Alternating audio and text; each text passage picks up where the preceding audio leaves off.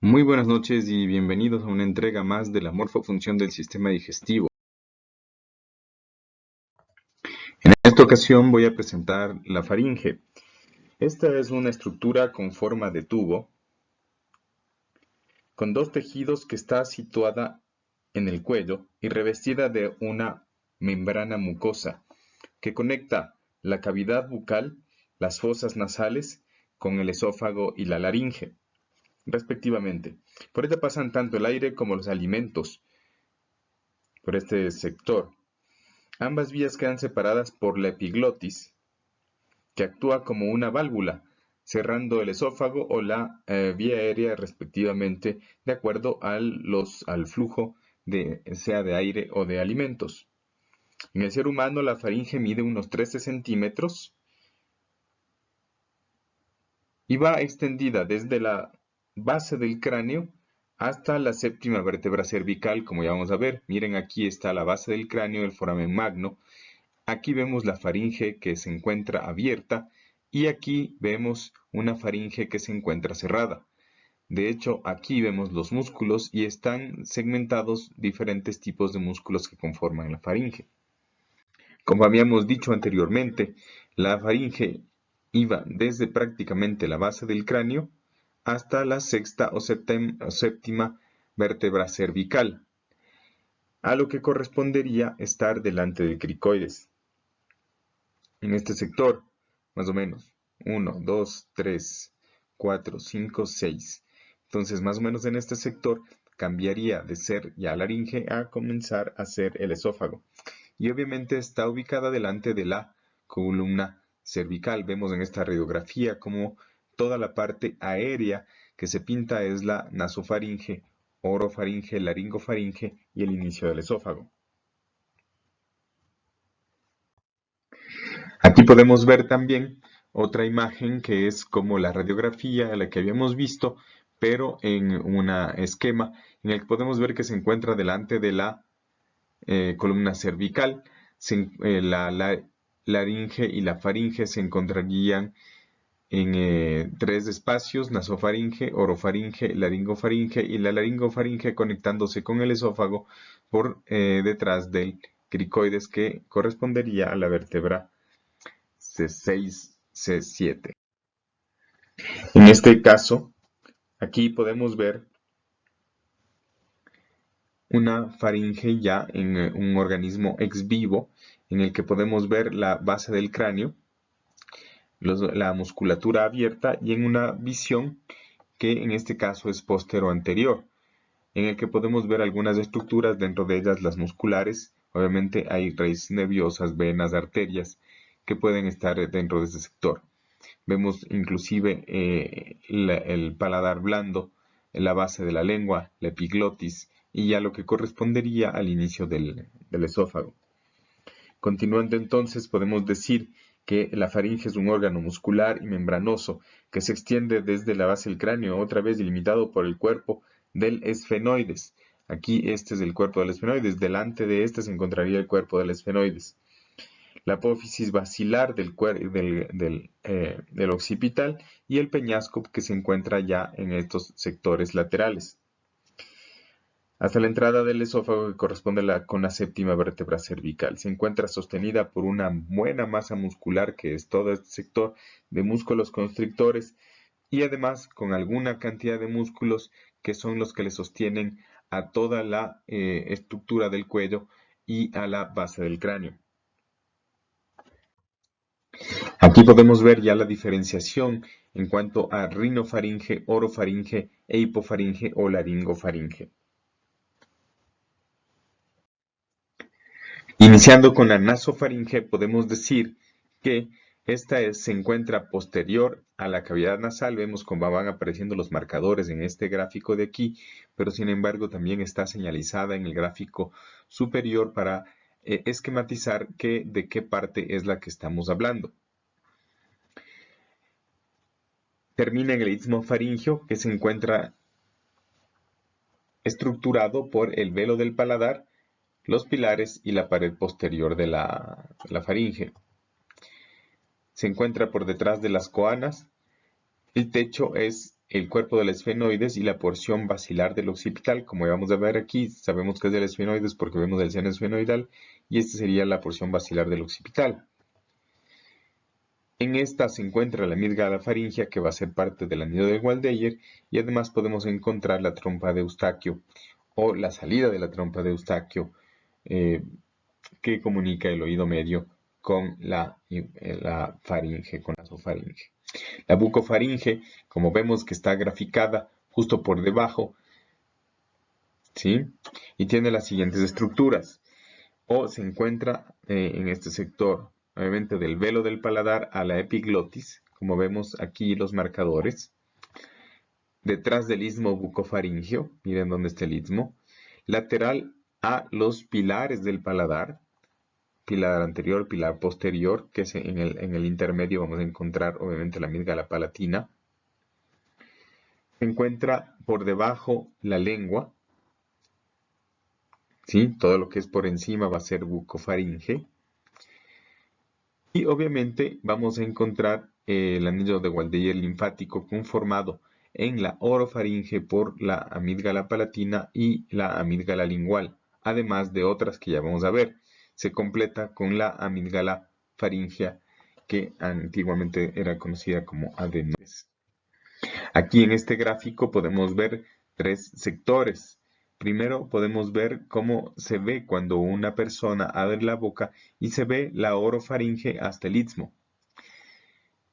O vean el inicio de la orofaringe.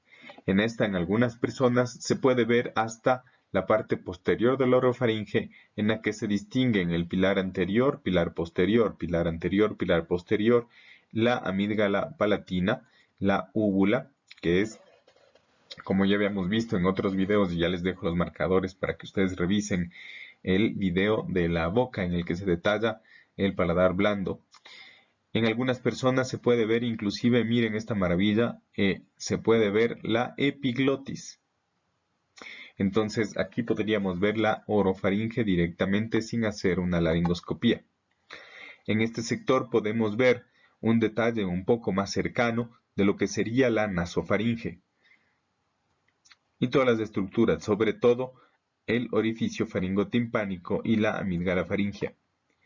Y por último, no vamos a mencionar mucho todos los límites de las estructuras, porque esto corresponde al capítulo de otorrinolaringología, sobre todo, pero vamos a mencionar que todo por lo que se encuentra debajo de la epiglotis y por encima del cricoides, que es donde se encontraría el paso de ser faringe y laringe a ser sistema digestivo o esófago. Obviamente, todo este complejo se va a llamar faringe. Aquí está la nasofaringe, aquí está la orofaringe y esto pintado en verde va a corresponder a la laringofaringe. Todos, este sector tiene una triple función que es la fonación, deglución, respiración. Ahora sí podemos comentar un poco acerca del anillo de Waldeyer. Como vemos aquí hay tres tipos en los que podemos guiarnos para recordar cuál es el anillo de Waldeyer. Entonces, vamos a verlo primero desde una visión postero-anterior. Aquí está abierto, aquí está abierta la faringe desde la parte posterior. Vemos los músculos aquí y todo lo que está en azul van a ser cadenas ganglionares. No solamente existen las amígdalas, sino también existen cadenas ganglionares entre ellas para conformar el anillo de Waldeyer. Vamos de acá, en la que de forma lateral podemos ver que se encuentran las amígdalas faringias. Aquí tenemos la inconstante, pero sin embargo se puede decir como el torus o las amígdalas tubáricas, la amígdala palatina y la amígdala lingual. Si la vemos de frente desde la boca, podemos encontrar las mismas estructuras, obviamente conectadas siempre con cadenas ganglionares, como ya les habíamos visto desde este sector. Y entonces, estas amígdalas obviamente son tejido linfático, que ya vamos a analizar luego en lo correspondiente a histología. Pero, ¿qué es lo que hacen? ¿Qué función tienen? Esa función inmunitaria que hace que en algunas ocasiones, por las repetidas infecciones, se hipertrofien y se vean como esta amígdala, la cual ya es prácticamente disfuncional y en algunos casos podría tener que ser extirpada. Obviamente, cuando esta amígdala está funcional y está infectada, es decir, ha llegado un inóculo bacteriano o en algunos casos viral, que también pueden verse estos sectores con pus, inclusive en enfermedades virales, pero se verían así obviamente por la acción de los linfocitos y la creación de líquido purulento. Les voy a dejar esta diapositiva acá y para que ustedes tengan y puedan analizarla, y vamos a analizar músculo por músculo. Los músculos de la faringe obviamente nos van a servir porque además de ayudar a la deglución, la fonación y la respiración. Iniciamos sobre todo para poder entender la deglución, tenemos que conocer todos estos músculos porque son componentes básicos de esta función. Vamos a empezar dentro de los músculos faringeos con el músculo estilofaringeo. Este gráfico comprende algunos músculos, pero es para que podamos ubicarnos en el espacio acerca de los músculos que están incluidos. Inicialmente vamos a hablar del estilofaringeo, que es su inserción proximal. Su inserción proximal se encuentra en la apófisis estiloides a nivel de la pared lateral de la faringe. Miren cómo se encuentra en la apófisis estiloides. Y obviamente va hacia el cartílago tiroides, se lo ve poco acá. ¿Sí? Su función, eleva la faringe y la laringe, dilata la pared media e inferior de la laringe. Vemos el resto, pueden analizarlos a medida que vamos pasando las diapositivas. El músculo estilofaringeo. Su inserción proximal de la apófisis estiloides a la pared lateral de la faringe, otra vez de la apófisis estiloides hacia la pared lateral de la faringe. Obviamente, este va a ser un músculo que también va a terminar en el cartílago tiroides. Aquí estamos. La función eleva la faringe y la laringe, dilata la parte media inferior. Repetido el músculo anterior. El constrictor superior de la faringe. Miren cómo este constrictor superior tiene una inserción proximal que tiene tres fascículos: el pterigoideo, el pterigomaxilar y el mandíbulo lingual. Es un músculo ancho, es un músculo poderoso que va a ayudar mucho a la deglución, sobre todo a la elevación y a la constricción de la faringe durante la deglución. La inserción distal, las fibras superiores se insertan al tubérculo faríngeo en la base del cráneo, es decir, en este sector. Y las inferiores se entrecruzan entre sí al lado opuesto, es decir, de aquí para acá. Esta es una vista póstero-anterior en la que se puede evidenciar los músculos abiertos y liberados del tubérculo faríngeo. Obviamente la función sinérgica esfinteriana disminuyendo el diámetro AP y transversal, es decir, constricción y elevación. Si es que hacemos un corte en una pieza anatómica plastificada, el músculo constrictor de la faringe se vería en este sector. El constrictor medio de la faringe tiene una inserción proximal, que es aquí, que es el cóndor faríngeo del asta menor del hueso hioides al ligamento estiloioideo. Entonces, obviamente va a ir del hueso hioides, que ya lo habíamos visto, aquí se encuentra, hacia el ligamento estiloioideo, es decir, al ligamento que forma el músculo estiloioideo. Miren cómo también su función es elevar la laringe y la faringe y la acción sinérgica y esfinteriana disminuyendo el diámetro AP de la faringe. Aquí lo vemos abierto desde una visión postero anterior.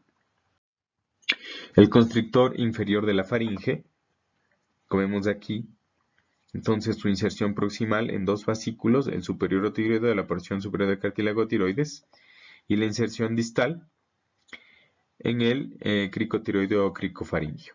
Miren cómo es este en forma de abanico. Es aparentemente el más largo. Aquí lo vemos abierto desde la parte postero anterior y se encontraría en este sector si es que lo vemos en un corte tomográfico. Su función: ayuda a elevar la laringe y la faringe. La acción sinérgica es interna, disminuyendo el diámetro AP y transversal. El palato faríngeo, que nos lo vamos a encontrar, o no, ya nos los habíamos encontrado cuando estudiamos el paladar blando. Nos podría dejar la señalización, ya les había dejado más antes, en el que podemos ver la inserción proximal con la poneurosis palatina, el margen posterior del hueso hioides al pasar, podríamos ver por aquí, y va hasta el cartílago posterior de la trompa auditiva en la parte de la inserción proximal, si es que vamos a ver en la parte posterior en la nasofaringe.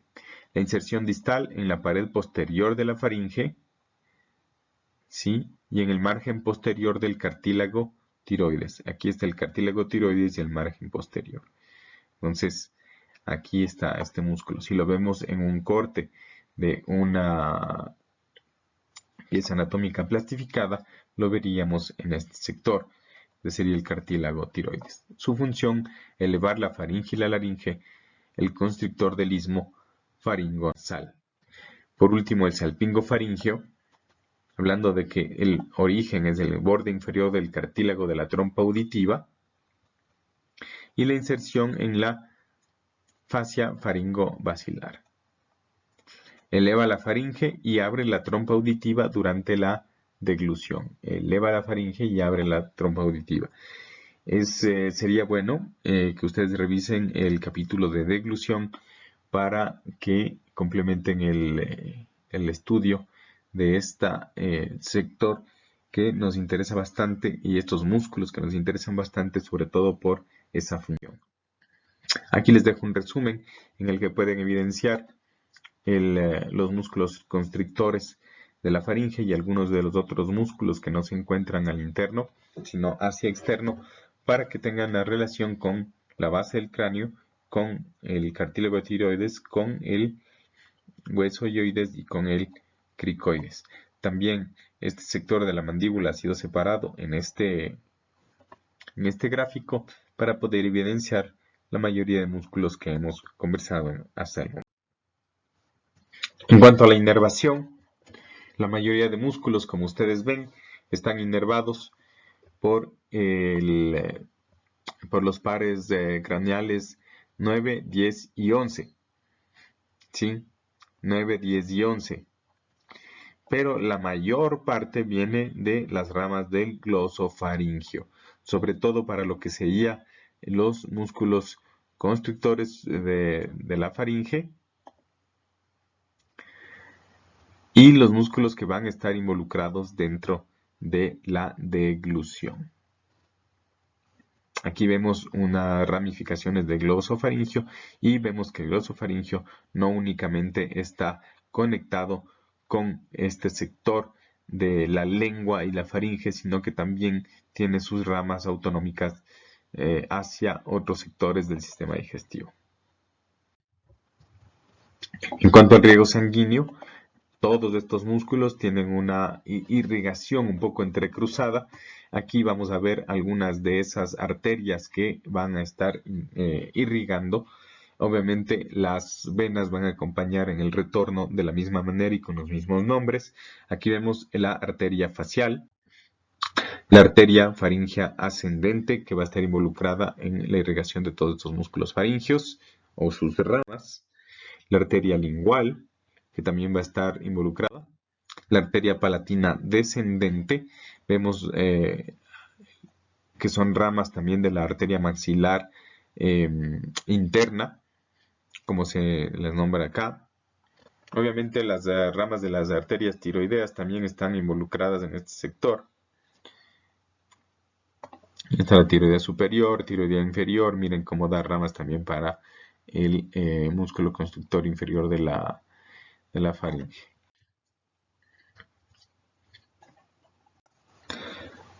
Finalmente, para comprender y terminar de comprender, aquí tenemos que ver dos cosas que son importantes en cuanto a la histología. La primera es que, obviamente, todo este sector de la orofaringe, el nasofaringe y la laringofaringe están llenas de ganglios linfáticos, entonces vamos a entender un poco o recordar cuál era la estructura de este ganglio linfático.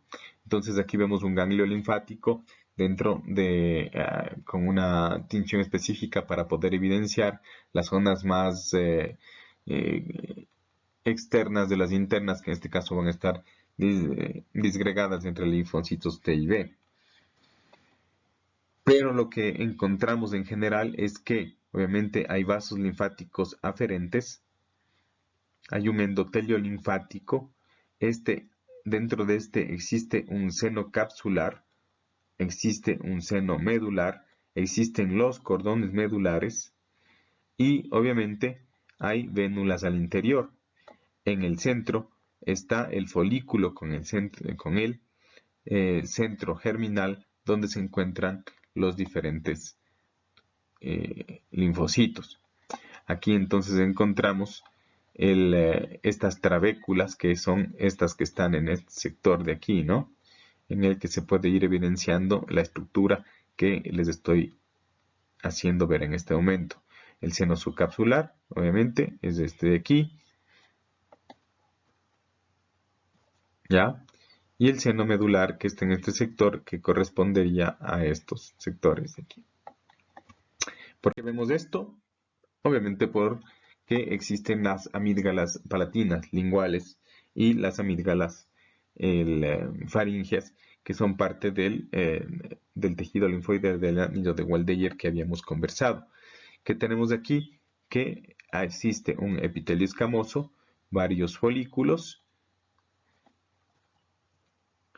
tenemos las criptas amigdalinas, que en algunas personas pueden ser pequeñas, pero en personas, como habíamos visto en ese gráfico, pueden ser muy grandes e hipertróficas.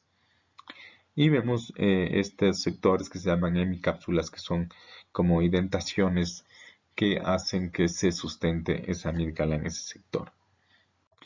Por último, la naso y orofaringe tienen este epitelio, que es un epitelio pseudoestratificado cilíndrico ciliado. Prácticamente podremos decir que es casi como un epitelio respiratorio.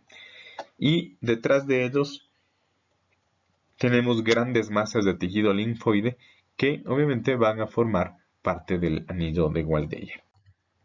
Muchas gracias por su atención, espero que les haya gustado.